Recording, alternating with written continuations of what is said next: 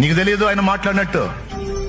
నీ కోసం, నీ పక్షంగా ఆయన మాట్లాడాల్సిన వాళ్ళతో మాట్లాడతాడు. ఆయన చేయాల్సిన విధంగా కార్యాలు చేస్తాడు. ఏం కంగారు పడాల్సిన అవసరంలా, నువ్వేం గందరగోళం అవ్వాల్సిన అవసరంలా.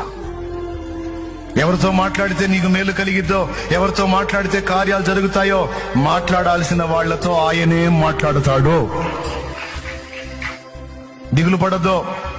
విశ్వాసము గలదానవై ఆయన సన్నిధిని ప్రేమించు.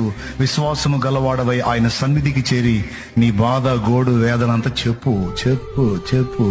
మనుషులకు చెబితే ఓసారి వింటారు, రెండోసారి చెబితే ఈ మనిషి కనపడితే మైండ్ తింటున్నాడు రా అనుకుంటారు. 10 మంది దగ్గరికి వెళ్ళి నీ బాధ 10 సార్లు 10 మందికి చెప్పుకునే కంటే ఆ 10 సార్లు ఒక్క దేవుడు, నీ ప్రభు అయిన యేసు దగ్గరికి వెళ్ళి చెప్పుకోపో 10 సార్లు.